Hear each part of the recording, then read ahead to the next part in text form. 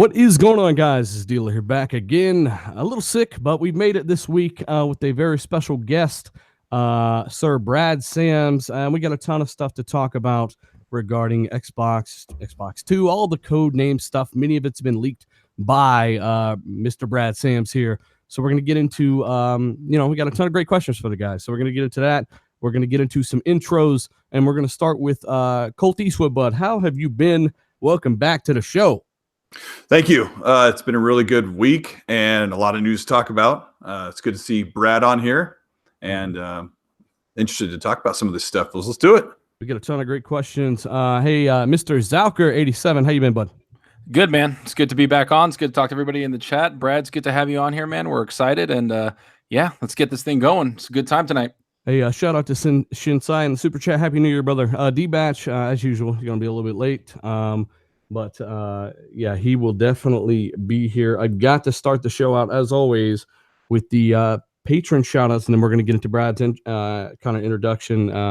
But we've got Captain Redbeard, we got Lethal Papa, we got Darge Knight, we got Prime Suspect, Michael Bowen, Channing Pennington, Guillermo Cabillo. We've also got, I don't know, just the best chat in the universe. I want to say thank you guys to everyone that's here. Hit that like button as we get into the episode. And Mr. Brad Sams, thank you so much for joining us, bud. We've been talking for a little bit back and forth. You've brought out a ton of great information. I'd like to kind of give you the chance to introduce the people to yourself. I know you've written a book here recently. You've definitely leaked a lot of really good information, and this is confirmed. Things like the name Halo Infinite, all the Scarlett information. It's legit. Thank you for joining us, sir. Tell the people I very much appreciate the invite. It's and being able to make this happen. You never know. People ask to get on podcasts all the time, and logistics are pain in the ass, but you guys got a good time. You got a good setup here, and happy to hang out and talk Xbox. It's something I don't get to do enough. It's but yeah, I've been writing about Microsoft for over a decade now. Just wrote a book documenting the entire process about how Microsoft built the Surface brand from a $900 million write-down to $4.6 billion in revenue. And right now, there's a lot of good stuff going on in the Microsoft world, especially on the Xbox side, as we try to piece together the narrative that is this Xbox Scarlett family of devices. It's a fun time to be a gamer, and especially on the Microsoft side. Oh yeah, and this is gonna not only shake things up for consumers across the board, but Microsoft. The other side of the coin is Sony, of course. Google are making a play with gaming as well. We've seen that phenomenal results there. But there's just a whole lot of stuff going on. It's never been harder to predict. But you know what? We've got some really good questions for you here. And, you may not know certain things. Maybe you do. Sure. You just can't say certain things. But it is kind of a place that we want to kind of lock everything down. And I feel like we've got some stuff that maybe you want to address as well. For sure. And really, the number one thing I want to start with here is the fact, basically, what do you think about the rumors of basically Microsoft's future games lineup in 2020, things like that going forward with this E3? Start off easy here and get your opinions on some of these things that we talk about all the time. Their first party. Yeah, so there's I know some things that they're working on, but I'm not quite ready to go there yet until I can get confirmation they're at least going to be launch titles. But the thing that's going to be super interesting to watch about Microsoft right now, and this is hard to quantify, but it's going to be, I think, their big competitive advantage, which is going to be their cloud gaming capabilities. We've seen we now know why Crackdown 3 was delayed so much, is because they were trying to figure all this stuff out. And now that they're starting to show what that cloud component can bring to the table, these launch titles, I'm hoping, are going to take advantage of that, because that is such a differentiator that Sony is going to have a lot of trouble trying to do all that stuff. Yeah, that's one massive advantage, right? When you say Colt, Zalker, like the infrastructure of Xbox Live, Azure Cloud Network, one of the fastest networks in the world already. Yep. That's kind of the widest gulf right there. There's a huge server farm for Azure, like 2 hours away from where I live. So yeah, it's a big deal, and Microsoft's already invested. And now what we're seeing is Sony is putting out the feelers for someone to lead development of something that Microsoft's already got in motion. So it is really super interesting. It's going to change the way people look at their games, whether they say they're exclusive to their one platform or whether they can play them wherever the heck they want. And that is super, super good. Yeah, it's going to change the way we consume our video games, much like the phone changed the way we consume data and information. That's what the xCloud is going to do, is change the way people play their games, where they play their games, how they play their games. And it's that power narrative that's going to be pushing Microsoft forward, especially with, the infrastructure that they have in place. And to be honest with you, the developers and coders that they have, that Sony is not going to be able to match. And a lot of companies, Nintendo is not going to be able to. We talked about the name change and the database. I went into detail on that a couple of podcasts ago. Things like that are what separates them and makes them the high quality that they are. Yeah, I Brad, here, we got to imagine we deal with a lot of people just in general on YouTube, and we're trying to break people out of that mindset that being limited to one platform is a good thing. We don't, we're trying to break that mentality, because ultimately, if you can take your game with you, boot it up on any box you want, you pay for that game. The more places you can play it, the better. And being locked down to one platform is definitely something Microsoft or they want to get away from that. It's just not as good as being able to have access wherever you are, right? Yeah, I fully agree. That's why we see Microsoft, and the other massive advantage they have is when it comes to PC gaming, there's only one platform realistically that you're going to play it on, Windows. And if you're gaming on Windows for Microsoft, that's a win, just as much as playing on the Xbox. And so, to your point, being able to play games anywhere you want on any device that you own, realistically, it's the biggest thing that Microsoft has to do in this next generation is just not screw up. And I know that's it's obviously not screw up, but they have the technical advantage. There's no question about it. Even if, and I don't believe this to be true, that Sony has a more powerful console, and we don't know the full specs of either, so I'm just speculating. Let's say that they had a slightly more powerful console. They will never, ever have a cloud infrastructure as good as Microsoft's, because Microsoft is making roughly it's more than $20 billion a year in their cloud computing segment. Now, the numbers are a little fudge, but it's a lot of money. And Sony will never get there, and they will never have that cash flow to be able to build out those data centers all around the world. When you're talking about that data center near your house, each one of those is at least $1 billion. Jeez, $1 billion. Yeah, that's all. Just $1 billion, huh? Just in the air conditioning bill. Drop. Brad, I have a question for you about the you brought up the Windows and the Microsoft Store. Does Microsoft have any strategy of how to combat Steam and what they said? Because Phil Spencer said he's taken a personal interest, said that at XO, about the Windows Store. Do you have any idea of what's going on with that? Yeah, so I do. They're rebuilding the Windows Store based on a lot of the Xbox stuff, and so I don't quite know how quickly or when we will see all that. But from what I've heard, is that the Windows Store is kind of a mess. Yeah, definitely. But and a little bit of speculating here, but you can imagine Microsoft has already figured out how to stream a game from on your Xbox console to your device and let you start playing early, right? They already know that. You can't do that currently on the PC, at least on Microsoft's platform. You can't start a download of Forza 4 and start playing early. So you can imagine that technology is coming to the Windows Store, and they're going to start delivering that. And from what I've heard is that the rebuild of the Microsoft Store is going to be rooted in some Xbox technologies. Well, it has to be. Which is kind of what they wanted to do, but old Myerson there definitely wanted to keep them kind of separated and stuff. I covered that before. That guy did, I don't know, whatever. But basically, yeah, things are a little bit of trickle up there. You're getting a little bit of the console stuff. Phil's finally taken direct control or a more personal route control over the Windows Store development, something they could have done forever ago. There's 500+ million customers there. So you think that would be kind of a big deal. So here's a good one for you here, Brad. And we got a lot of great questions, chat. Thanks for rocking out with us. Over 400 people watching us live already. Thank you guys so much. Hit that like button. Let's try to get to 300 for the end of the show. Here's something that there are conflicting reports on. There are people saying this thing exists. There are people saying it doesn't. And I want to ask you directly, and we can kind of shut this down. Does the $100-ish stream box for Xbox, the little Xbox stream box, does that thing exist or not? So that's a really good question. There's a stream. So we already know it exists. We actually, there was one for this generation called Hobart that got canceled that Microsoft had already built. And it was actually, I believe, might even been less than $100. It was, think of more of like a streaming stick that you just plug into your TV and allows you to expand where you can play your games. So what Microsoft has in its labs right now is a streaming box that allows you to take the Scarlett cloud capabilities and bring them to more locations with better latency.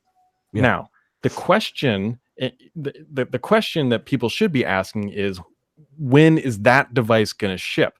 Now, full transparency here, what's hard to tell in the world of Microsoft, mostly because this stuff is not completely finalized, is if that device will live on its own, or will they bring that into what is known as Lockhart, or what they refer to as Scarlett Arcade. So does it exist? Yes.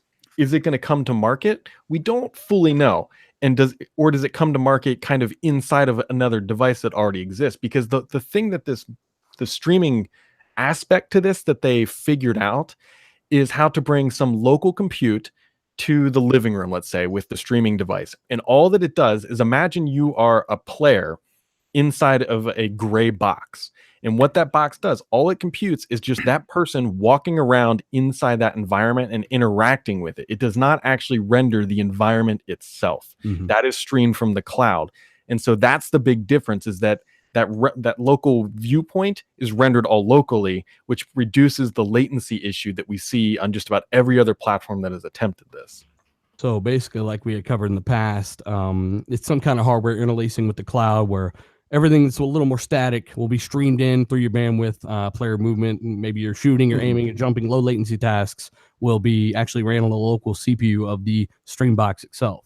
Yeah, and we already know this exists. They've shown it off. I mean, they've shown off streaming to smartphones and everything else like that. That is very close to what it is going to do, except that they can just put it into its own package and sell that, because not everybody, you got to remember, smartphones are pretty damn powerful today. Like, it's not like these are flip phones. I mean, a smartphone is very capable. And so they can offload some of that to that device. And so the question is, do they need to ship something like this? At what price point? And how does it tie into the two console strategy they already have, which we all know is the Pro and the Arcade? Yeah, that's it's one of those things, like you said, where they kind of had something planned like that already. Codename, what'd you say, Hobart or whatever? Yes, Hobart. It's a great name. They went ahead and canceled that, and now they've kind of re-upped on it and probably improved it. But my thing was, everyone there's so many Apple TV customers out there, Roku TV customers. Some of these things are $100. Yep. Now, one of their biggest strengths with the stream box around $100 would be, hey, you can stream all these 4K applications just like the Apple TV or the high-end Rokus, but you can also stream your Xbox games to it. It plays AAA games. That is a massive leg up in that area. But another question is, with the Xbox Maverick, aka the diskless Xbox One S coming, how much of a price differential would the $125 streaming box have from a full-blown Xbox One S, a couple years from now? Like, would it be worth having two different product SKUs out there when most likely the Maverick does the same thing anyway, right? No, you're exactly right. And these are the challenges that Microsoft, and they're good challenges, don't get me wrong, but these are the things that Microsoft has to consider, and why it may not necessarily launch with the product. This is something that they have in their labs. Microsoft has been working on game streaming like this all the way back in the Steve Ballmer days. So it's been something in development. They just haven't found the right technique or the right reason to ship it yet. But at the same time, Microsoft is working on streaming applications outside of the Xbox for its commercial customers. And so that is the important thing to take away from this. And this is why I'm very bullish on Phil Spencer, is because he's figured out in part how to take Xbox gaming hardware and services and technology and turn them into enterprise products. For Microsoft, that is the holy grail of everything they've ever wanted to do. And what that means for the end gamer is that Microsoft is going to feel a lot more confident about investing in Xbox hardware. Yeah, and games, especially you get that renewable income, every single year. You can maybe even take a hit on a game or two that might have been a bigger risk and provide a different experience, as opposed to something that might have been a little more safe, So that's great. And that's why I don't know if you heard about this, but Sony basically leaked a job listing where they're bringing PS Now to any device, quote unquote. And they've already brought several PlayStation exclusives to PS Now. And we're trying to get across to people that there's no way that Sony hundreds and hundreds of millions of dollars a year with just 2 million subscribers, 2.5 million subscribers. That's what Microsoft are getting off Game Pass. And Sony don't want a piece of that renewable income every single year, every month. I think they're going to try to do the same thing, but maybe to a lesser degree because of the server system, right? Yep. Yeah, I mean, it's. Did you guys see the rumors, or I think it was out today about the PlayStation shipping, every PlayStation shipping with a PSR V2 headset? Oh god. Yeah, I saw that. Yeah, like I think that's a load of malarkey, to be honest with you. Malarkey. it has to be. They would be nuts to look at saying, look, Microsoft shipped an Xbox with the Kinect. That went pretty well. Why don't we do something similar? Yeah. Like what exec looked at that? There's no way I believe that. And another thing that let me know that leak is not credible is that it was reported that the games were mostly playing at 4K 30 frames per second. Now, with the quantum leap in CPU power that these next generation consoles have, I just don't see that it's going to be doing 30 frames per second. So I call bullshit on this leak, to be honest. Well, that would be, I mean, can you imagine they launch a brand new console and it basically does the same thing the Xbox One X does? Yeah, that'd be stupid. Yeah, that would be. And plus, Microsoft know this better than most. You don't force a peripheral on people. You don't. Most people will not ever want to use that VR headset. They might try it. Many will not want it, and you're making them pay for it anyway. And that's kind of a problem. So Microsoft learned that the hard way. Probably not a good idea. What's going on, D? Thanks for joining us, buddy. You're a little late. Yeah, sorry about that. To be honest with you, I'm awaiting this AMD announcement tomorrow, so I panicked and I built the rest of the Ryzen CPUs that I have in my store to get rid of them because I think the news is going to be crazy tomorrow. Oh, man. Hey, well, shout out to over 500 people watching us live already, guys. Hit that like button. We appreciate it. Let's try to get up to 300 for the end of the show. We got a lot of great questions to go. We're going to kind of start with the Xbox One S and the future of Microsoft. A lot of this might overlap because, it's all very intertwined, literally. So basically, question to you, Brad, is will the Xbox One S carry forward? I've said that I think this will happen due to their Project X Cloud servers being Xbox One S hardware, right? So you're not going to build a whole server rack system of base hardware and then none of the new games be able to run on it for the next 5 years. That makes no sense. So will the Xbox One S hardware be able to carry forward with the Xbox Anaconda, the Lockhart? And if not, what's the point of building Xbox Maverick? Yeah, so I definitely think it will. I have yet to see anything that says it won't feature. I should say that future games won't run on the Xbox One S. I have yet to see anything that would suggest otherwise. The one thing to keep in mind too, and this plays further into the idea that this will last longer, I believe, and I'd have to go check all my notes again, that Microsoft is going to be upgrading their xCloud hardware with what's going to be called Xbox One S, I think E. And the E is a new SKU of the Xbox One S that is coming in the second half of 2019 that is purely just a cost reduction model. I don't think we're going to see anything crazy on it, but the idea is like, hey, this thing's been out for a while. We can re-engineer it and make it cheaper to build. Mm-hmm. And then that is what's going to be in their wider, let me correct myself. Next year, they're going to, or later this year, I should say, they're going to have they already announced this, a wider, I think still private, Scarlett streaming public beta or something to that effect. Mm-hmm. And I believe that wider beta is going to be based on this newer generation Xbox One SE server infrastructure, if that makes sense. So you're looking at xCloud private beta later this year and public perhaps next year. Yes, and then I believe in 2021 is when they're going to overhaul the xCloud hardware with what is now known as Anaconda hardware. Mm-hmm. Now, do you think they will overhaul existing hardware or offer two different levels? Kind of like Netflix. You want the 1080p streaming or whatever with the Xbox One S, pay us $8, $10 a month. You want the 4K or 1440p, whatever they manage to get it up to with the Anaconda, higher fidelity, etc. Give us $14 a month like Netflix. Yeah, Phil Spencer's too smart to screw this up, is what I'm hoping. Because you can't imagine that they would come out with this new console that's digital only, and then in 18 months be like, you know what? Sorry, guys, that thing's obsolete. That narrative doesn't play well. They're smart enough to know not to piss in the face of their loyal fan base. Yeah. They already went through the whole TV thing, and they stuck with them, and now they've got this thriving group that is very passionate about their hardware. And then to come out and say, hey, look, all that stuff you just bought, that $400, whatever it is, Xbox One X is no longer good. That doesn't play into how Microsoft operates right now, especially how Phil Spencer has been indicating with his tactical movements and just his candid upfront gestures about the future of the brand. So I don't foresee them taking the current hardware and be like, nah, you're done. It doesn't make sense. Talk of He's been accessibility and stuff, right?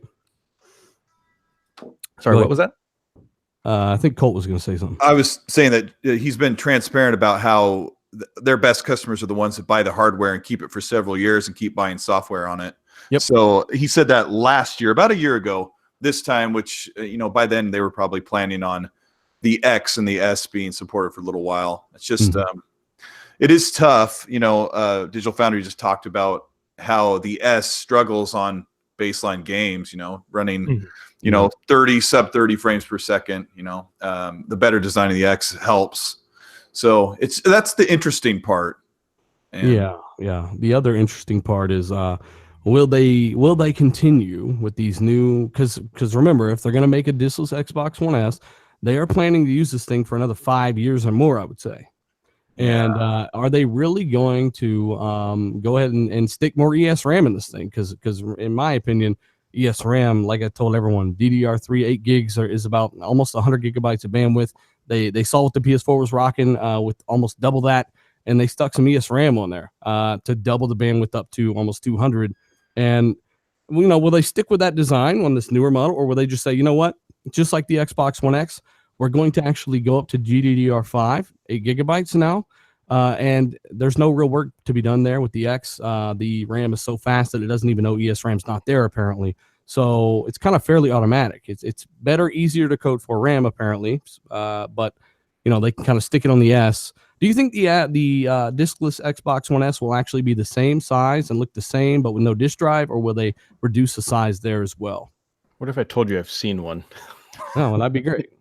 So it is literally the Xbox One S without a disk drive.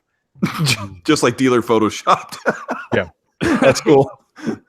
So I'm not expecting it to be any different. The whole idea with the Maverick console was, again, to help lower the price point of entry into the Xbox family. And you guys know this as well as I do. They have all the data. They know how many people are buying physical games or how many people are buying digital games.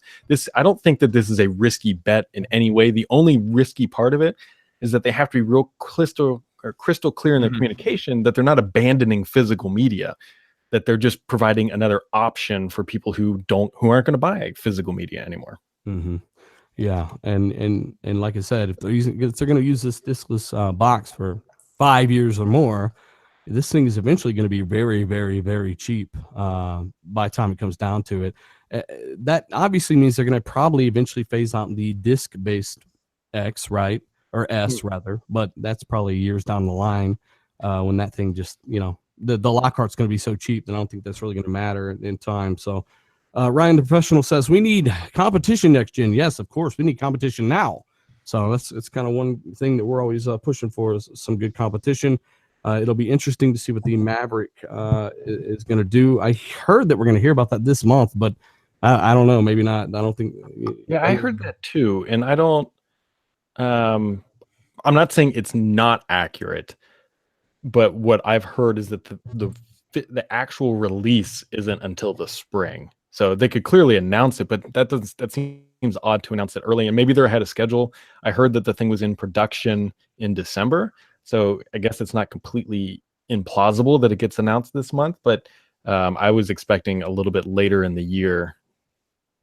So We'll see. This kind of leads me to GameCore, which for people that don't know is think of it essentially as the UWP 2.0, where it's a good platform for developers. It's tools for platforms developers to actually scale games up and down to different platforms efficiently, right?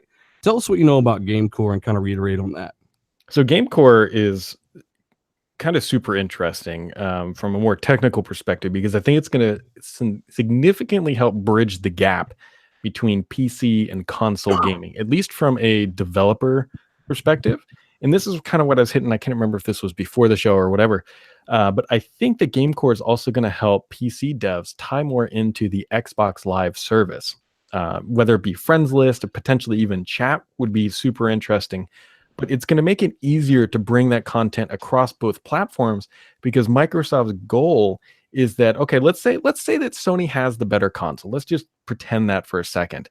But Microsoft can go to developers and be like, look, we have the PC and the console, and when you combine those, it's going to dwarf significantly the number of PlayStation 5 sold. And so the idea is to make it just as easy to develop on both platforms and get a good experience on both platforms as well. That's a key important feature. And then Xbox just looks that much better. Yeah.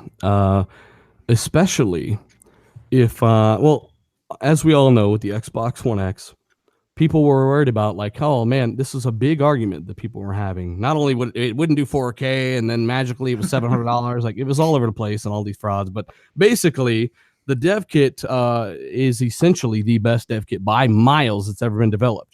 Right, giving you real-time feedback and all that, faster transfers. But one cool thing that people didn't know was that developers could literally push a button and go from Xbox One base model settings or profile basically all the way up to, they push it again, they go to the Xbox One S profile, which has a little more overhead, a little more performance to process real-time HDR. They push the button again, it activates the 6 teraflop Xbox One X performance profile. So it was 3 dev kits essentially in one. And that's what a lot of people and developers really liked about this thing. With so many systems on the board in 2020, do you think they'll do this again? I feel like they got to. But there's going to be, Maverick hardware. X isn't going anywhere. Then you've got Lockhart. Then you've got Anaconda. That's 4 systems. Developers, I'm thinking they won't mind too much because it's another 40 million consoles they'll still have access to starting next gen. They don't have to start over. They don't have to worry about sales. Publishers love that. Do you think, it's kind of going to be the same deal where they're just going to have to tune for every system and game core is kind of that key?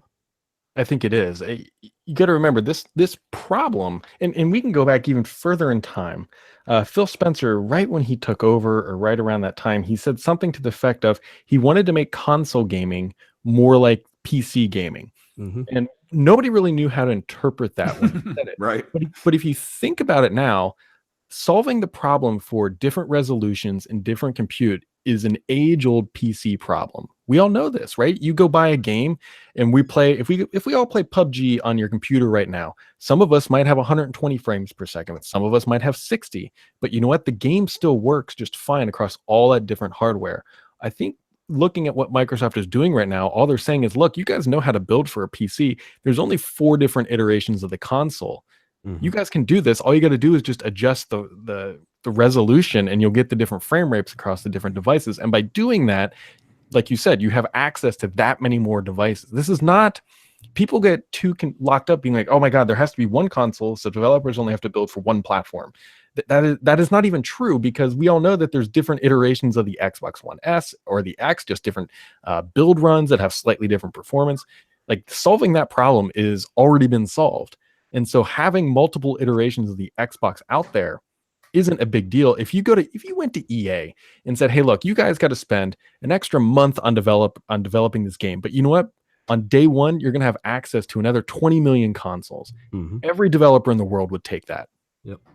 Well, I have a question for you, Brad. You were talking about GameCore kind of tying in with the PC where, they want to integrate like parts of Xbox Live. Are you talking about more like the chat and the voice chat? Because right now, if you launch a game on PC within Xbox, you have to go to the Windows Store, and then to get on Xbox Live Chat, you have to go to the Xbox app. Are you talking about like integrating it more like Steam has it, where you could just hit Shift Tab and kind of talk to someone as you play your game?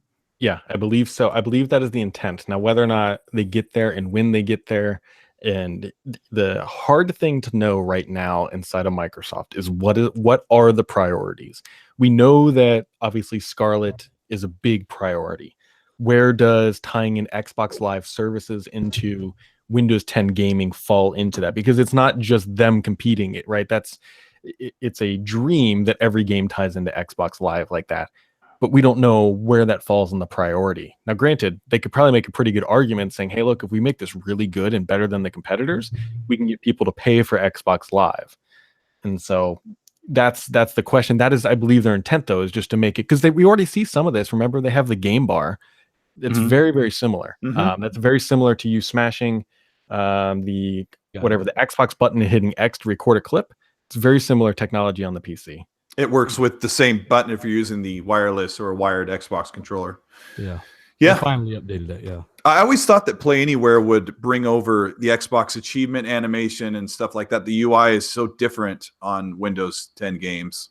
That's another thing that Microsoft needs to do, is be more cohesive. And we might talk about that later in the show, about some of these PC games that are only on Windows 10 might be coming to Xbox as well. I don't know if that's on your list.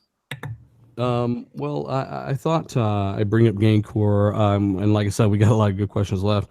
I know Brad doesn't have all the time in the universe. Yeah. We should have. I probably have another half hour. That's Okay. That's when the kid starts to go to bed, and then it gets a little dicey with my wife. When you start hearing yelling. Yeah, and like, no talking. Like, it's like, did you try to sleep? Yeah. So we know that that's kind of a question or something I've been thinking about too. Is the S has got to go another 5 years?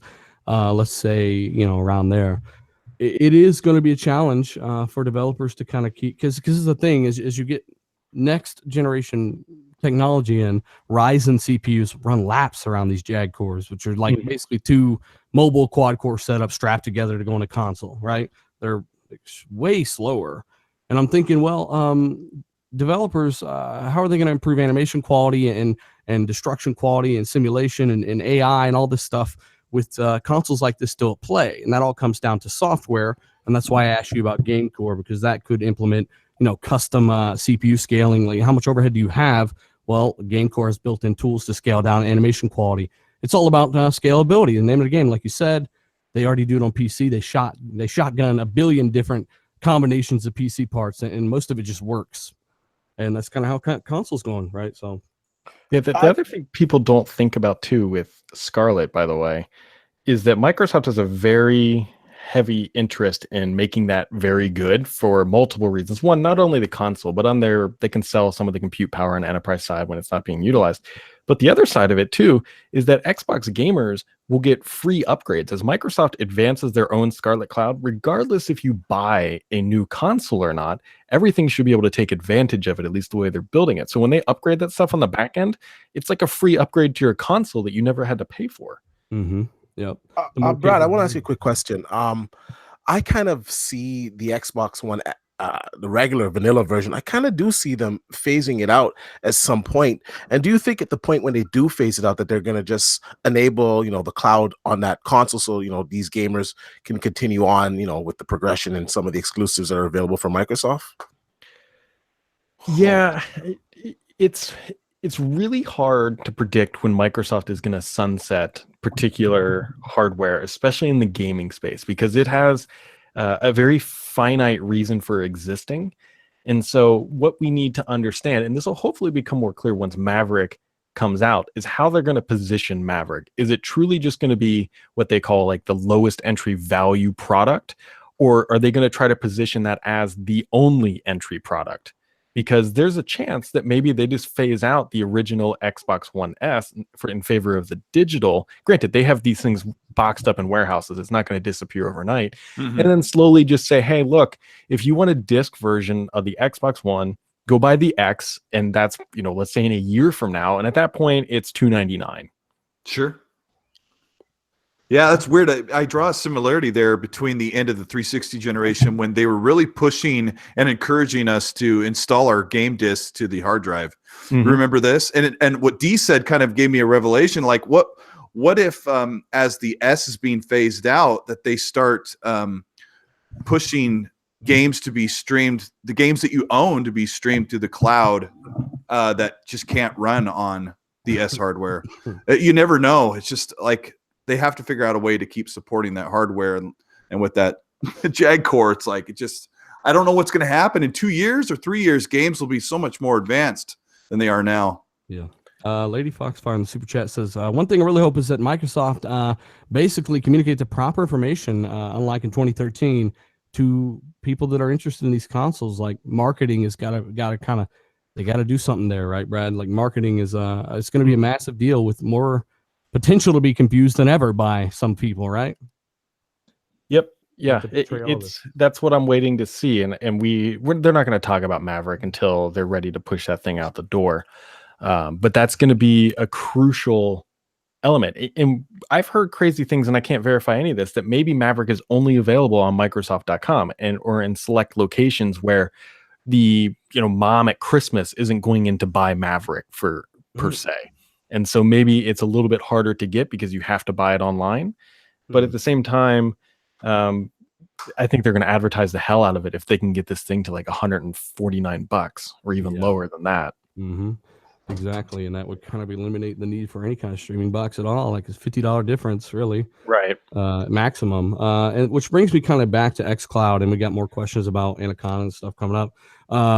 xCloud, we all know, is going to be their 2020 streaming service, like you said. 2019 beta this year, most likely, and then release 2020 for the consumer, along with the next set of consoles. xCloud, a lot of speculation as to how many will get access to this. We know you need 4G. Internet, which isn't much at all. Most people have that. That's great. It's not for everyone. That's what some people have to understand. Is just because it's an option doesn't mean that you have to play that way or it's for you. But there are a lot of people that don't have a console. They do have a smartphone or a tablet, or there's regions that don't even have Xbox in them that have 4G or up speeds. xCloud, with this being the case, what do you think, and rumors of Google not really charging anything per month for this service, simply the fact that you buy the games from Google may pay for that itself. Do you think xCloud will have an actual monthly or yearly charge? I think they would be nuts to charge it on its own. I think it's going to be one of those things that is just included with either Game Pass or Xbox Live. Now, I don't think it's going to be free. We'll wait and see what Google does. Google's in an interesting position because they don't have really a gaming segment. Yes, they have YouTube gaming and they have a bunch of streamers putting, replay clips up on YouTube, but they don't have a store. Yeah. Like it's where are you going to go buy your Google game from? I guess the Play Store. So they've got a lot of other challenges to get all that up and running. Whereas Microsoft, for them, it's just flicking a switch once they feel confident in the technology that it's going to not be a dumpster fire of an experience. A lot of things we hear people who are really slow to adapt new technology are complaining about xCloud, saying that goodbye to owning your games. And I've always looked at xCloud as at the very worst scenario, like you said, you have to be an Xbox Live Gold member. But I think even that is a total waste of the whole situation because Microsoft has access to billions of gamers that will buy their games either in Windows 10 or on Xbox Live and then have access to them. So I think the best scenario for xCloud is any game that you own that is playable on the Xbox One S up to the X, up to the next generation console, is streamable on xCloud. So if you buy a game, you can stream it or play it on your local hardware. And that is the way that will pull so many people in. Because right now, Sony's plan is to bolster up the library in PS Now that has like 700 games, most of them being PS3 games. But Microsoft has something to offer because they have over 3,000 games. And all those would be playable on xCloud. Yeah. Do you think that's going to happen? Yeah, we're still in the early days, I think, is the challenge here. Microsoft has a very significant and vested interest to make xCloud something so unique and so hard to replicate that they are going to do it and get it right. I mean, I don't want to say sitting on this technology, but they've been working on it, I want to say since maybe 2013, maybe even earlier than that, because they showed off Halo. I think it was one of the early Halo games at an all-company meeting in Seattle.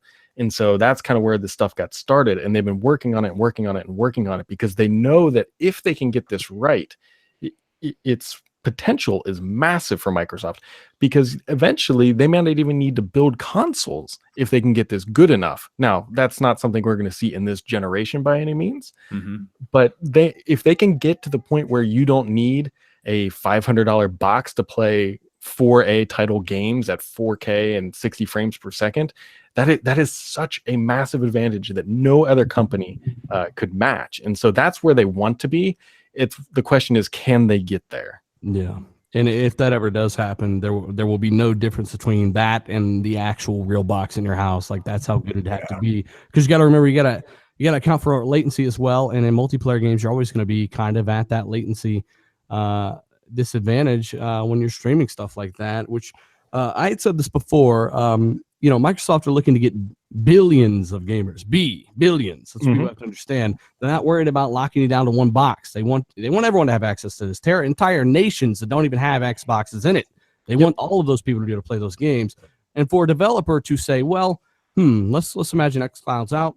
We just released Assassin's Creed 5000. All right. Now that game comes out. Everyone on an Xbox bought it. But let's say, okay, well, we have the option to just release it on this 50, 60 million Xboxes, let's call it. Or we can check this box that says unlock for xCloud streaming. What publisher is going to say no to that, knowing that when you unlock that game for streaming, any customer on a phone now has the option to go into the Xbox app, Xbox store, and buy that game. You unlock yourself from the 50, 60 million customers to 600, 700 million at the lowest. And you can sell so many more copies of games that way. That in itself, I think, could be an incentive for this streaming, as long as you own the game, for it to be free, as long as you have the internet to pay for it, like you're paying for internet on your end. I just think it's a way to get more, like there's no gate holding people back from buying games, and publishers, when did they deny more sales? Yep. Very rarely. And so the thing, just knowing Microsoft very well, the thing that you have to keep in mind is that Microsoft thinks they found a way to make Xbox hardware revenue on the enterprise side. If Microsoft can truly do that, make that pivot for the Xbox gamer, that is going to be the greatest thing that will ever happen to this console ever, because then Microsoft won't be looking at it saying, okay, we can dump money into Xbox, and then we know each gamer has to buy 2 games and subscribe to Xbox Live for 2 years to get our money back. It then becomes saying, oh God, we can offload this compute power to, let's just say, Adobe, who needs it for rendering or whatever. And if Microsoft can justify that in the cloud, you can't understand how much money Satya Nadella will walk into Phil Spencer's office with a checkbook and be like, how much to make it better? And it will just be, the floodgates will open on the Xbox side, and it will be absolutely amazing.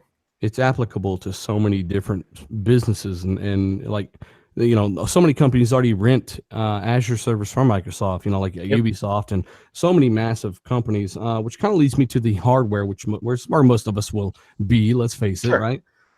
Which we do have 2 options. By the way, shout out to 650 people watching this live, guys. Hit that like button. It's right below the title. We really appreciate it.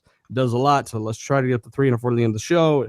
As we talk about Anaconda and Lockhart power differences. Now, I had heard some things about Lockhart, and I talked about this in June. It was kind of a theory that I was running around with. And when you started talking about this, when others like Jez started talking about this, it was really, really cool to hear, because you'll have options from day one. Not only that, but you're looking at those who want a cheaper variant, let's say $299 for Lockhart on day one, just a guess. They'll have that option. Whereas those who want top-end console performance, maybe $500 for the Anaconda, you'll have that. We know about the 2 systems. What do you think the differences will be? And also, there was some job listings leaked about some mechanical engineers and stuff working on next generation storage solutions. Phil has referenced performance and faster load times as the things he expects out of these next consoles. Do you think that maybe the Anaconda will have an SSD in it? Almost positive it will. I'll probably hopefully have a post soon. I have a vague idea of what the storage solution is in not the Anaconda, the Danta, or what the dev unit. There's no way in my mind, at least on the Pro console, that they can go from what's in the dev unit to the Pro console and then be able to sleep at night if they went back to spinning Rust. Like, it's there's no way. Well, I know that the Xbox One X had a 1 terabyte SSD in it, the dev kit. But even if this thing, if you're talking about the same thing, and I know they're not going down to 5400 RPM. There's no way. They will upgrade the storage, and I think 72 is great. It works on PC fine. But then they got these posts about next generation storage technologies, faster load times. It's like, man, SSD. I don't know. It seems likely. Yeah, it has to be. It's becoming too cheap. I mean, hell, I was looking at Best Buy before here because I need a new external drive, and there was a 256 gigabyte thumb drive for like $60. Yeah, it's crazy. I got one. Yeah. Goodbye. Yeah, that would be great. D-Batch had also talked about it. At one point, I was like, it's not needed, but apparently, if they want to do that on the high end, obviously, Brad, you don't think that'll come down to the Lockhart, though. They're trying to keep that as cheap as possible. Yeah, I think what would make a lot of sense, and hopefully we'll get verification of this, right? You take the same CPU and you put it in a box, and then you can make the Pro end, give it high-end storage and high-end everything else, make it look really good. Make the Lockhart just that same maybe chip, maybe even a lower bin version of the chips. If you're people who are listening to this are familiar with how chips get binned, give it slower storage and give it just everything else that's kind of okay. And that way you can differentiate the two. I mean, you look at it as like an Xbox controller versus the Elite controller, right? They both work, they both get the job done. But the Elite, provided your rubber grips aren't falling off like mine and aren't glued back on, it's just a better experience overall. But you don't need the Elite to be a gamer to get into the family of devices. Mm-hmm.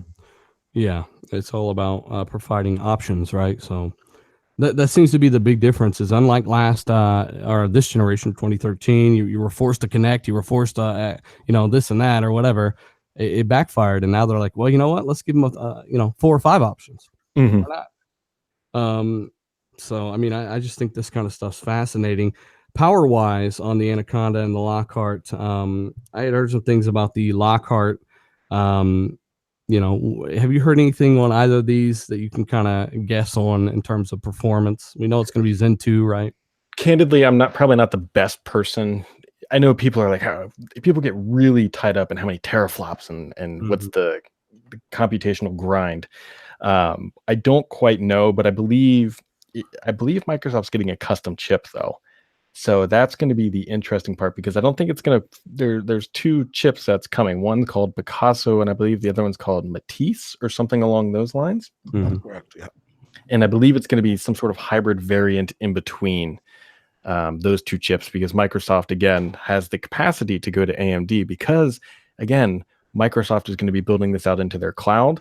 They can say, look, build us a custom chip, because it's not only going into the consoles, we're going to buy 10,000 day one for all of our racks too. Yeah. And much like the Xbox One S and the X and the PS4 Pro, they both have like Vega architecture in the GPUs. Like they like to mix and match architectures for certain features, like the X has Delta color compression, Vega feature, it's a Polaris GPU. The Pro has FP16, it's a Vega feature, but it's Polaris GPU. They can do that. There's no GPU in the world, especially no APU in the world, that's as quick as, or the same as rather, the Xbox One X's. You can't go buy an exactly 6 teraflop, this many 11, whatever from AMD. And especially in the APU side, there's nothing close from their APUs right now that's at 6 teraflops. So, did you have something you might want to add here at all? No, I think he's dead on. I think it's going to be a hybrid console of maybe Vega elements, maybe some Navi elements. AMD's pretty much said that both companies are going to have their own secret sauce. So that's pretty much saying that, each are going to have custom hardware, which is interesting because the PlayStation 4 really doesn't have any custom hardware in it, like a few little things, but not overly like how Microsoft console is. So it's interesting to see that both of them are going with extreme custom hardware. So I'm excited. I want to ask Sam one question. Have you heard anything about the HoloLens new version coming out this year?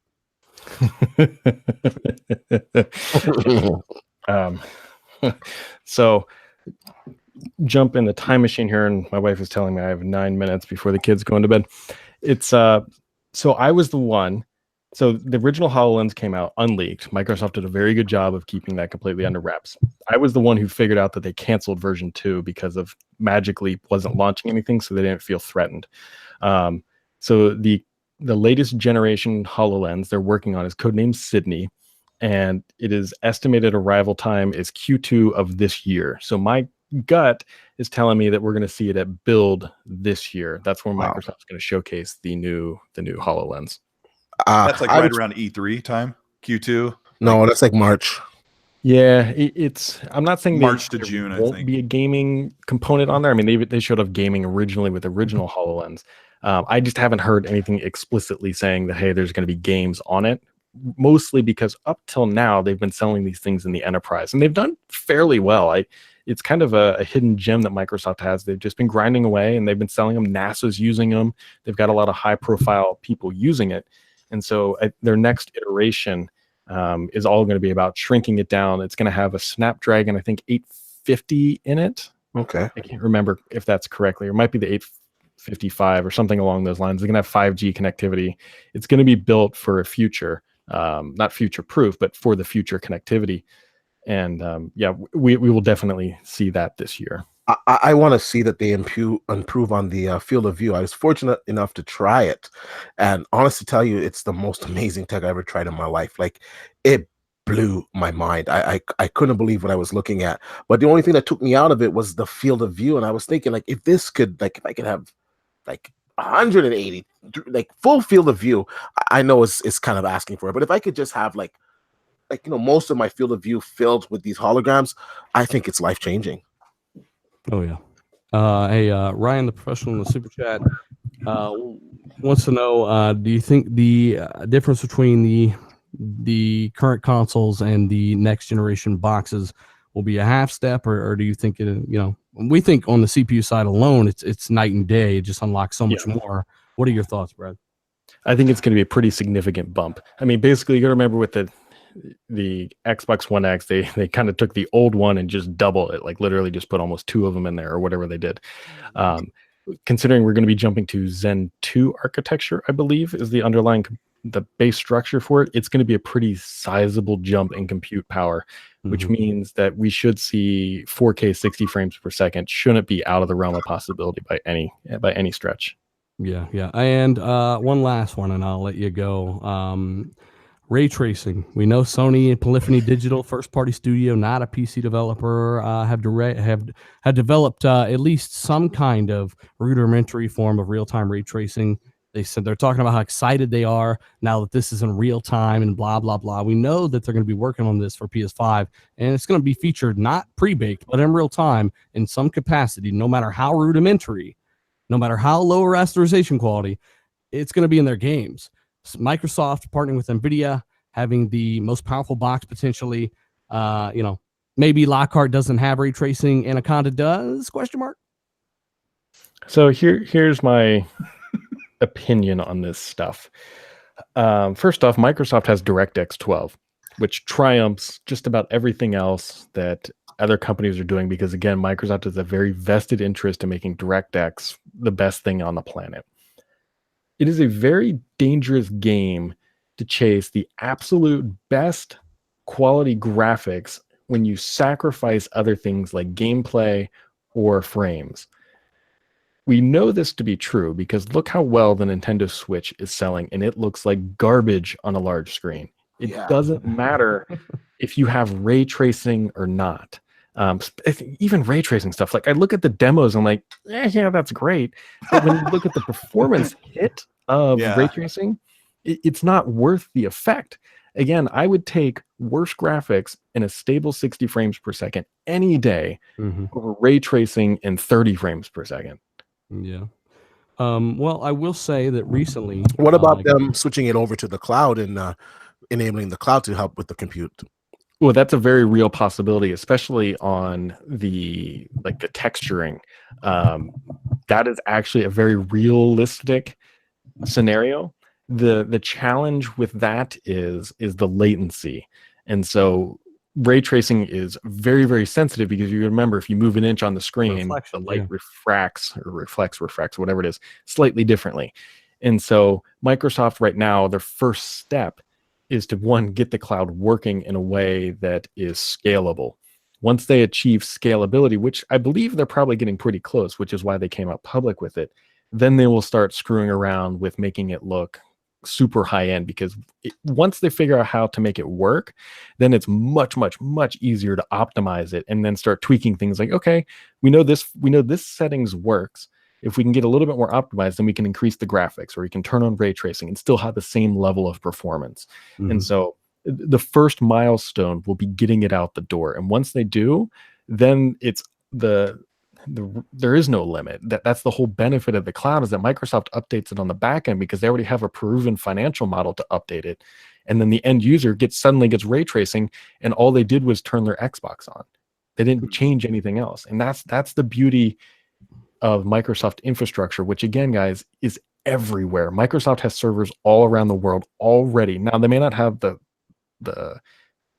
boards in them, the Xbox One boards, but they already have the infrastructure, the hardware, the cooling, the building, everything else in place. All they have to do is just drop the rack in place, and then they're up and running. There's nothing else they have to do. Yeah. Jeez. Yeah. A lot of scalability and stuff there. Also, I will say that ray tracing, especially recently with an update, has gotten a lot more efficient. Like, it's just generation 1, right? It's not even really out on PC hardly. So I'm sure that'll get much better as well. And two, they're working on like DX12 physics and a bunch of other stuff they haven't announced officially, like haven't really talked about, which is cool since they bought Havoc and stuff. But Brad, we want to thank you so much for rocking out with this, man. It was a great conversation. Everybody give Brad a thumbs up in the chat. We do appreciate it, man. I kind of want to let you get your outro in and let people know where to find you. I've got your channel linked in the description there. And thanks for joining us, man. Yeah, man, very much appreciate you guys invite me over, and we'll definitely do this again in the future once we got some more scoops to talk about. I've got some stuff in the works. My next big thing I'm watching for is for the Game Developer Conference that's coming up in, I think, March. I think we're going to start to see, that's where Microsoft is going to be. That's where other companies are going to be. And that's where hopefully we'll get our next tidbits. I'll leave you guys with this. We should start seeing more leaks around the hardware here, at least the dev units in the relatively near future, because Microsoft's getting very close to starting to brief their non-first party partners. And so we should start to learn more. That's why the Sony stuff started to come out, is because non-Sony partners started to get briefed on some of the hardware. So and you think that just to kind of we know they're skipping E3. Yep. Do you think that's early 2019 for PS5 or maybe later? I don't know. I think that E3 is going to be such an interesting thing this year, because it's kind of we all know that the new consoles are coming, but here's the here's the take. Microsoft must be confident that everything that they are going to announce at E3 2019 is going to play on Scarlett or Anaconda and Lockhart and Xbox One. My gut says that Sony may not be so confident that everything that they would announce or talk about at E3 2019 would also be available on the PlayStation 5 and PlayStation 4. So I think this just kind of plays into the wheelhouse that Microsoft knows that their content will play on any device. It doesn't matter. And Sony is in this awkward position. It's like, well, we have a new console coming. If we talk about any of those games, nobody who buys a PS4 can play them. Mm-hmm. Yeah. Wow. And they've talked about believing in kind of traditional generations as well, where Microsoft said, this is the end. Like, we're done with generations, right? So yep. Thank you so much again, sir. Thank you for coming on, man. Thanks, guys. Thanks, Brad. Have a good one, guys. You too. Yeah, man. Thanks. We've got some pretty cool thoughts here, especially kind of early on in the podcast. Some stuff that we haven't really heard uttered in context with what we've been talking about here lately. It's kind of cool to kind of get another perspective on that, right, Colt? Mm-hmm. Yeah, it's interesting to see people's reaction to the way the hardware is changing. It kind of changes the whole paradigm of how we look at gaming, even on PC and Xbox and consoles. It's really crazy. People are getting a little nervous, if you've noticed. Yeah, and everyone was so worried about, it's my, I just got an Xbox One X, and from what we heard from Phil, that's why we've been telling you guys on the podcast, like, don't worry about that. They're all about including, just like the DX, right? Everything, it'll work. All your stuff will work. Your external hard drives will still work, even if the Anaconda has an SSD.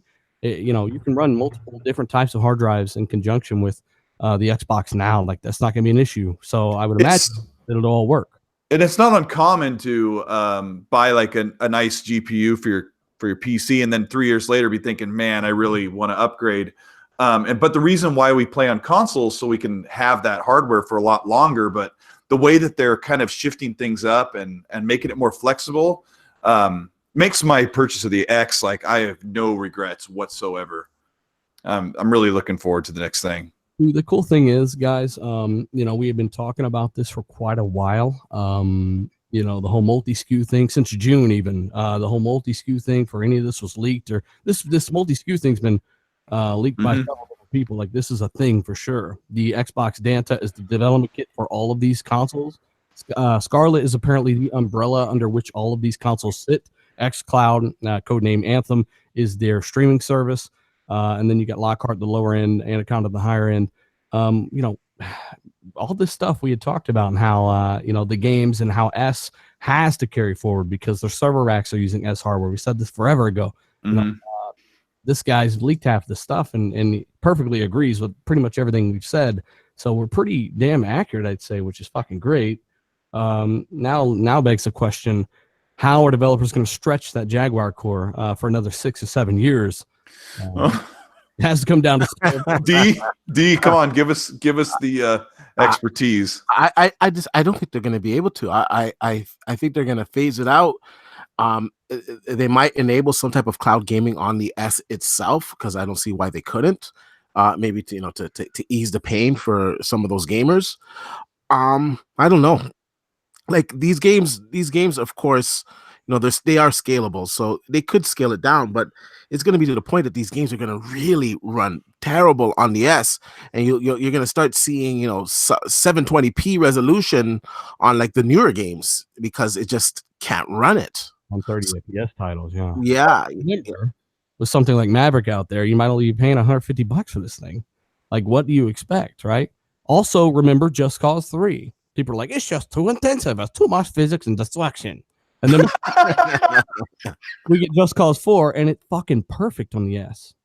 Yeah. So I believe, just like Raj, what's that lead engineer that used to work at AMD that got poached by Intel? Raja Kadori said it too. There is more to be done in the software than hardware now. There's so much juice left in the hardware through software techniques and smart rendering that they may be able to stretch this out. It's like one of those things where maybe it only runs for another 5 years and they ditch it and they're like, here's a new one. If you have an Xbox One S or a PlayStation Slim, I think you know what to expect. If I go in the family room and play on the Xbox One S, I don't think about the frame rate and the visuals as much. I know I think it was $250 with 2 controllers and 3 games, like that deal I got last year. Like it's a totally different mindset when you buy base hardware. But the people who are looking for the premium experience, whether it be on PC, they spend a lot of money on their build, or they buy an X or Pro, they have different expectations. And thankfully, that's going to be a lot better for those people that are waiting to move into next gen. Like, do you kind of see that attitude with people? Yeah. I mean, it's remember we paid $500 for this bitch 5 years ago. He calls it a B word. Well, I mean, remember Phil Spencer said like that what the X was, what it was geared for. It was for the people who care about frame rates and care about visuals and care about that sort of thing. And it really is. Like, I know when we're on those things, we're always talking about how great games look. It's really been worth the money. Yeah. And even Review Tech USA finally, decided to say it. Oh, finally, it seems like everyone's playing catch up. There's really not that big of a difference between the X visuals and PC on average at all. And I'll stick by that aside from frame rate. Yes. He didn't bring up frame rate. Yeah. Phenomenal. It looks very good. When I'm playing a 60 FPS game, I'm like, wow, this looks like I'm getting an experience from a PC right now. But it's just that bottleneck, man. When those games are bottleneck and can't do 60, some decide to look like, like they look sometimes randomly. That's why I have such hope for the next generation, because it was made glaringly obvious this generation how underpowered these consoles were. That's why the refresh happened. I don't think it was the market that really dictated a refresh. I think it was just these consoles were a little bit anemic, and PC was really starting to make these consoles look bad, so they had to upgrade them. But not knowing what they know now, next generation, I'm definitely expecting 4K 60 across the board with great visuals. And let's be honest, like next gen is like 2 years away. Like we're at the beginning of 2019. These consoles aren't going to drop to like the end of 2020. And at that point in time, PC will be doing 4K 120. We might even see some 8K 30 games at that point.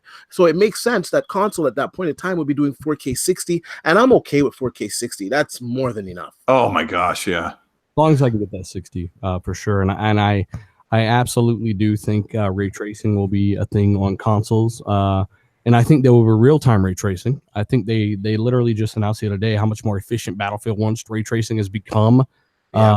Just in the last couple months. Like people act like day one and out, like the RX 480. People are like, that card's so underpowered, and they didn't pay attention to the driver updates over the next 9 months, where it was literally night and day. Like there was so much juice in that card that, like I said, software milked out. It's going to get more efficient. Ray tracing isn't even out for these games yet, and people are acting like that's just how demanding it is. Well, it's already gotten a lot more efficient. So you're looking at some version of this hitting consoles, no matter how rudimentary. Yeah. Still going to be an improvement, and they may even give you an option like 4K 60, or maybe you want to do 1440p 60, or even 1080p 60 with ray tracing. Why not? Unfortunately, a lot of these games, I want to hear from Soccer because he's been super quiet. We've been talking all over. Oh, it's all good. I want to ask so I can get you initiated, but I don't even remember what I was going to say. But Soccer, I was going to ask you this earlier. You've spent a lot of time gaming on PC. I know this whole panel we game on PC. We've done a lot of gaming on PC. But like, what do you think about next generation? Like looking at almost every game being 60 frames minimum. Like it'll mostly going to happen. It's extremely exciting, but the one thing I know from when I was because I was strictly a PC gamer for so long, when PC got a resurgence, to be honest, back in 2009, it got a really big resurgence. The PC gaming was doing very well. It was selling very well. It was because of what Dee was saying earlier, the underpower of the consoles.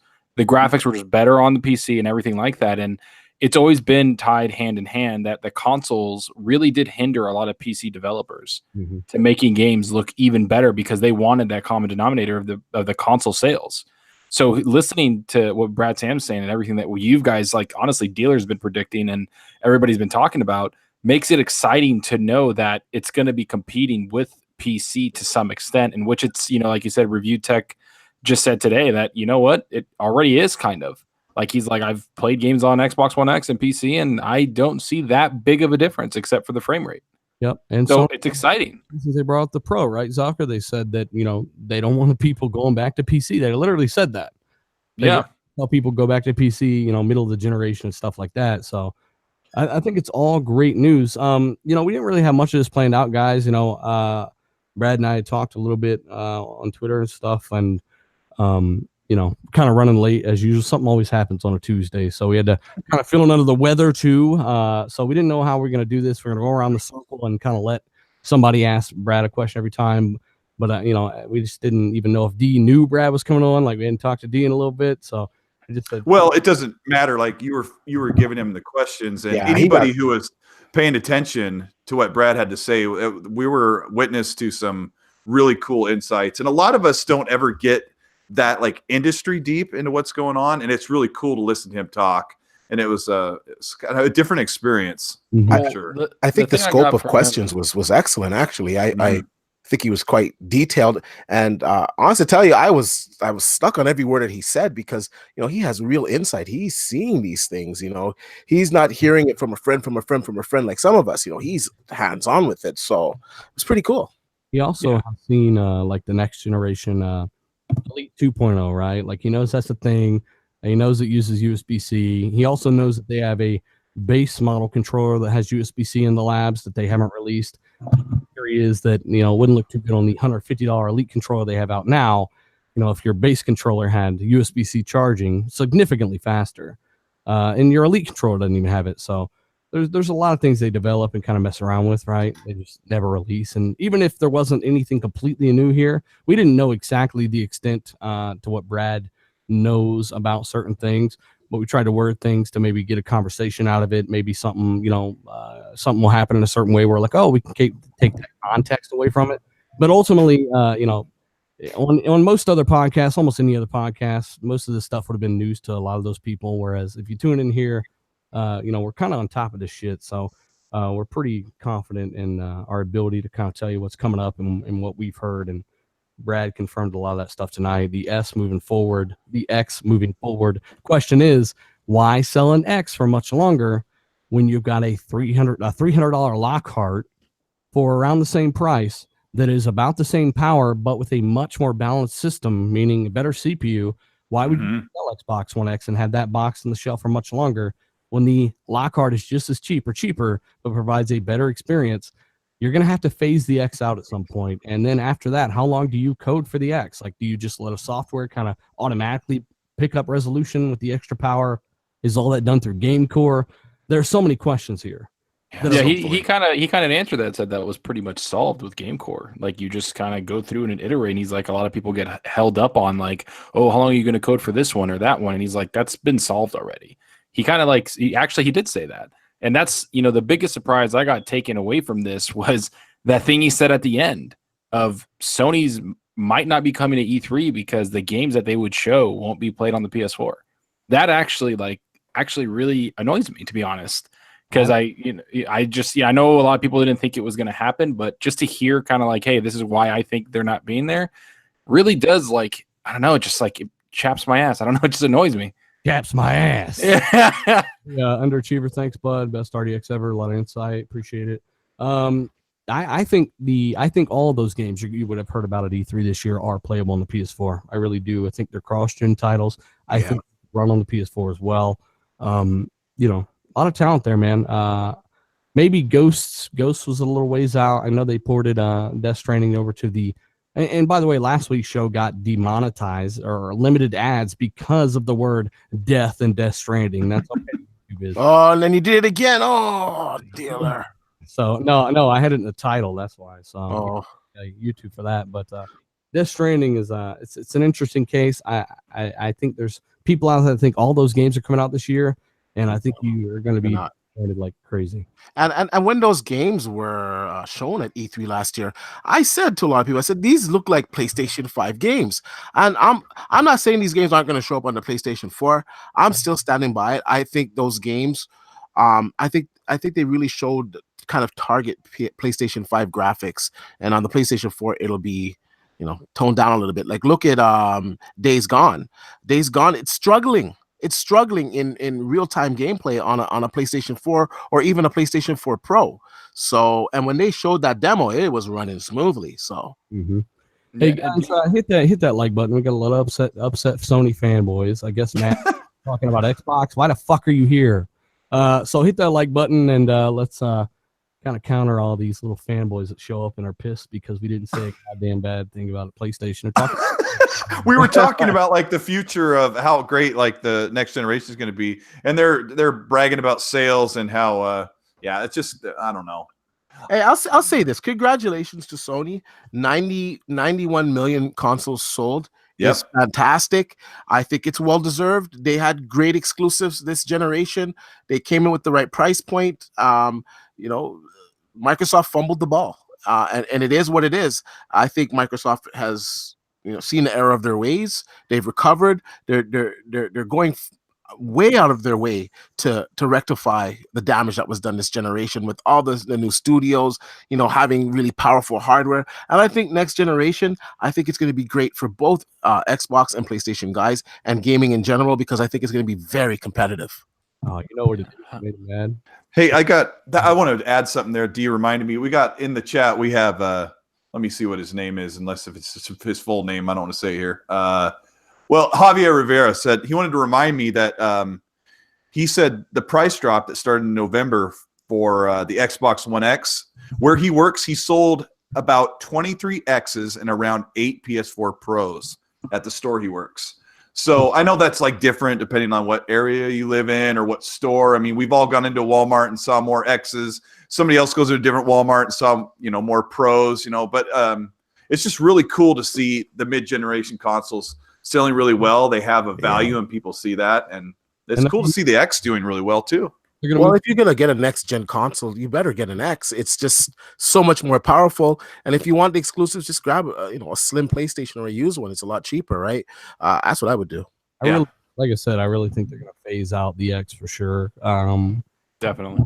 Because Lockhart's just close in performance. Like I've heard actual like numbers, and it's from the same guy that told me some other stuff. So it's very, very similar in performance, but even if it's not even as high, let's say, it's going to be a much better balanced system. So there's no point in having an X on the market with a big CPU bottleneck that's older tech, and producing that and then producing a Lockhart. Your production lines, you're going to have more of them. It's just going to complicate things, more packages, more shelf space. They have to phase out the X eventually. The Xbox One S makes a little more sense. They can, repackage that as low cost as possible, and that can be their ultra low end.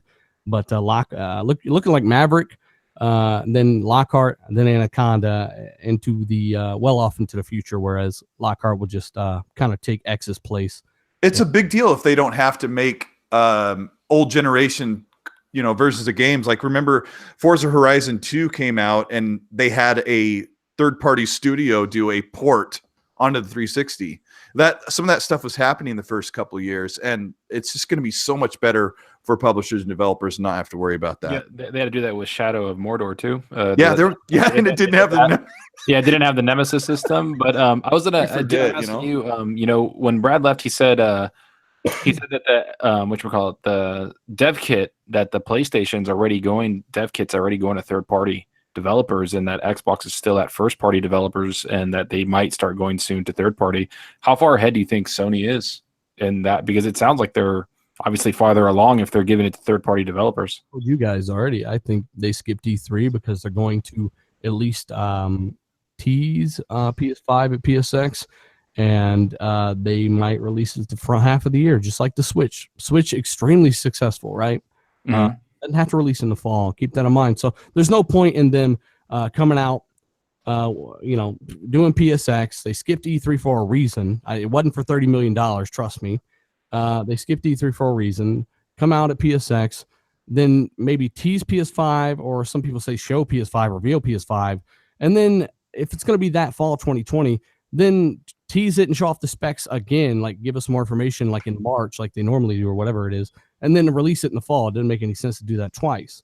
So why not do a full-on reveal this year at PSX and then release it early 2020? You can, they could go so many ways with it. I'm not saying it's one or the other, but there's more to the E3 cancellation than people probably think, for sure. Yeah. What about you? We got a guy in the chat that keeps writing 91 million PS4 sold, 91 more million PS4 sold. You know what the bet? Like, there's people that will change their name on social media to 91 million PS4 sold. It's like, all right, okay. I'm glad that does so much for you. Cringy. It is kind of weird. Million users, geez, shut the fuck up. So I guess I don't know. I like I said, it kind of confirmed a lot of what we've been saying. It's very interesting to hear Brad kind of talk behind the scenes, and really a down to earth guy, cool guy. Oh yeah, definitely. We definitely to I don't know unless any of you guys have got anything else you'd kind of like to want to touch on, or any theories or ideas. No, he pretty much covered it all. I got to say that I'm extremely happy, because the reason why I asked about the Microsoft Windows Store is when he said they're trying to tie it in with Xbox Live. People, that's extremely good for us Xbox gamers, because they're using, like he said, Xbox as the backbone to advance this stuff, which just means more investment in gaming for us. That's the end product for us, man. That's going to be awesome. Yeah. Which, if you watch the videos on the channel, you already know that they wanted to do that before. They wanted the Xbox division to actually run the Windows store and the Windows side of things, which is common sense, right? Huh? Even though Xbox Store and all that stuff could use some work anyway. It's still better than whatever the fuck Terry Myerson was doing. So Terry Myerson was separated. Terry Myerson saw the Xbox brand as kind of like a succubus. It's just getting all the, how can Xbox take money away from Windows? Like, how can Xbox make money for Windows? That's how Terry Myerson thought it and saw it. And now Phil is kind of being like, hey, both of these companies and parts of the company can be extremely successful, as we saw, right? No point in treating one like it's lower than the other. Get rid of that mentality, which is part of the big culture shift and all that stuff. It's extremely interesting stuff. There was also something else I kind of wanted to cover, but I do not remember. Where there are rumors that Gears Tactics will be supported on the Xbox with the mouse keyboard function. So that was been talked about today. So, I mean, they haven't said anything yet, but as of all we know confirmed, it's supposed to be a exclusive to PC game, but they're listing it, right, Zucker, as a Xbox. NVIDIA Razer. Is listing it with, they're partnered with Xbox for the keyboard and stuff. And so they've said they have Gears 5 on there. They had Gears Tactics. We've kind of all knew that Gears was, Gear Tactics was going to come to to Xbox. Now people are saying, "Oh, it's just mouse and keyboard only on the Xbox." We don't know, people. Time will tell. They'll reveal what it is, and I'm pretty sure it's going to be controller. They've done controller-based games like that, like XCOM, and even a new game that came out on Game Pass, Mutant Year Zero. Check it the hell out. Same type of game. Good game. Yeah, very good game. Has the same thing, and it uses controllers. So, yeah, it should be pretty good. It should.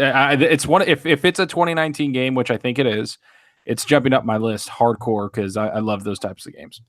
Shinsai says no ray tracing for next gen. Dealer, well, I'd ask you why you think that. Actually, check out my PS5 video on it. I think it's about almost at 100,000 views. Check that out. It should be fine. It's like one of the most recent ones. And like I alluded earlier, these consoles really are coming out in 2 years. Straight in and jump in and cut me off. You know what? No, you know what? It's chipping in and out. I didn't hear you. I thought you stopped talking. My bad.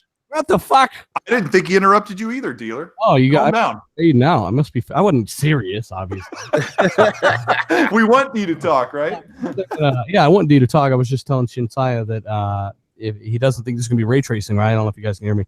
Polyphony are pretty damn convinced that they're gonna be able to play with this tech that they've already implemented into one of their games already. So I mean, D, obviously you covered this too. You think there's going to be a form of ray tracing even for Sony? Yeah. For both of them. First of all, why would the Sony devs be wasting time putting real-time ray tracing into their Gran Turismo series? It would make no sense. Yeah. Like I was saying, these consoles are coming out really in 2 years. We're at the beginning of 2019. These are coming out at the end of 2020. Now, this is just the first iteration of ray tracing on PC. So, by the time these consoles come out, PC's got like 2 years in. Like, the technology is going to scale down to the consoles. And the only way, to be honest with you, for ray tracing to ever be mainstream is for the consoles to have it. Yep. Oh, God. Read it. What is that? Axie 1324. Just wanted to let Dealer know he's got the funniest intros in the YouTube community. Don't be jealous. Other guys, cough, cough, Colt. Colt's not jealous. Colt's a naughty dog at YouTube. Only Dealer can throw a homeless guy across the screen and make jokes about Hidden Valley Ranch. And yeah, I love this stuff. Dealer comes up. We don't know if Malachi was homeless. I mean, I know it's like Dealer will always bounce something. Hey, I'm thinking about putting this in my video. I'm like, what have you been smoking? That's great stuff. Yeah, we love that. I love the flute guy was the best. Gotta be a little different, man. You gotta take. Hey, D, can you set Santito straight in the chat? He said that Xbox hasn't even sold 40 million because of the APU leak from AMD, the APU report. Sorry, I have to repeat that. I don't know, for some reason it's chipping in and out. Well, geez, get some better internet.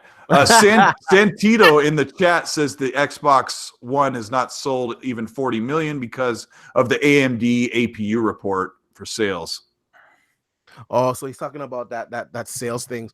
Well, you know what? I would put the Xbox at maybe about 38, 39 million sold. It could be just a hair under 40 million sold. This generation, they did okay in North America. Like they weren't too far behind the PlayStation, but for the rest of the world, they got beat, and it is what it is. To be honest with you, I still enjoy the platform. They delivered enough games for me. Of course I wanted more and I wanted better games, but as a whole, I still enjoyed the experience. Almost 40 million sold, and of course it'll climb a little bit higher than that. Is nothing to be ashamed of. That's a lot of consoles. So they will live on for a next generation, and I will still be able to enjoy the platform. And once again, congratulations to Sony. It is what it is. I still enjoy the Xbox platform no matter how many consoles they sell. So what's the guy's name that just said that? Santito. So Santito, are you going to ignore the rest of the document where the PS4 sold less than the Wii U? Did nobody look at the pie chart on the front page where all the math is fucked? Is that the thing he's talking about? That's what I was they getting came at. out where Sony sold 14 million. Next page where they call the Xbox 360 x86 architecture. Are you going to ignore that too? Yeah. Are you going to ignore the new reports that put Xbox One over 40 million? I think you. Or in 2017, when Phil Spencer said that the Xbox One had passed the 4-year mark on the 360, which the data is already out there that they were at 36 million in early 2017. You can also the revenue, which they're pretty much the most successful they've ever been. So, hey, big shout out to Robert Cummings in the super chat, brother. Appreciate it. I got to get to the other one here. And two, who cares? By your life. I know that's the thing. Like Underachiever in the chat said, I don't play sales. And I think that's the weird thing. Did you clap, Colt? He did the clap thing. You know, it's so funny because, yes, like Dee said, PlayStation is a runaway success. And I think it surprised Sony, like for the first few years, they were really surprised at how well they were doing. And they just kept going. They kept nose to the grindstone. But like, it doesn't matter. The Xbox is still successful. Microsoft's still making a ton of money. They're still dumping a ton of money into their first party investment. And it's like, it's so funny that the fanboys, like, they just got 91 million sold. It's like, well, I don't, sales do nothing for me unless somebody comes out and tells me that the Xbox needs to go away because it's not making enough money. Then I'm concerned about sales. And I would also have a problem if Xbox were making 10 billion annually and not investing in first party. Yeah. Like people didn't finish my why Xbox One 2018 with no games, right? I go into all kinds of stuff. Like, it's impossible. You have to be a complete idiot to take any offense away from that video, because I acknowledge the strengths of the PlayStation, everything. But they focused on what I wanted them to focus on this year, which is first party, building up all that stuff, great stuff like that. So, and plus, if you're going to talk about sales, the PS4 still isn't as good as the Wii. So, by that logic, so who gives a shit, right? I mean, the Wii still sold more than the PS4. So, it's still not as good, right? Yeah, and speaking of like this Beyonder Mall's like, well, the Nintendo Switch is going to pass it up, so Xbox will be in third place. Great. The Nintendo Switch is awesome. It's for a totally different group of people. No one goes, I'll just get a Switch. They get a Switch because they love Nintendo or they love that idea. I think Nintendo Switch is great. Go buy a Nintendo Switch. And tell those same users to hook that Switch up to their 4K TV and tell me how it looks. Hey, I got to give a shout out to Delilah HD. Thank you so much. Good show. Sir X-Man, 91 million consoles, but only 2 million sold per game. Well, I mean, hey, the percentages are kind of similar on all platforms, really. Yeah. But the platform with the largest install base tends to have the most casuals. That's a fact. It's just like a YouTube channel. The more subscribers you get 600-700 really hardcore guys that show up to every podcast. You guys are fucking awesome. And then you get, the guys that subscribe because you made them laugh, or maybe you talked about one thing they liked. The more people subscribe, the more casuals you're going to get. Thank you so much, X-Man. And then we've got Marvin, who says, love your work, guys. Appreciate it in the super chat. You guys are fucking awesome. We do appreciate it. We had a pretty cool show today. If you missed the front half where we talked about future compatibility, Maverick, all that stuff and more, be sure and check it out when we go off air, when it renders. For those that are curious, because we had someone in the comments saying, what is Scarlett? What's the difference between that and that and that? And someone that joined late. Scarlett is the umbrella of basically where all the new hardware and stuff is under. It's all Scarlett-based hardware, according to Brad Sams. Then you've got the Xbox Danta, which is the dev kit of the Lockhart and the Anaconda.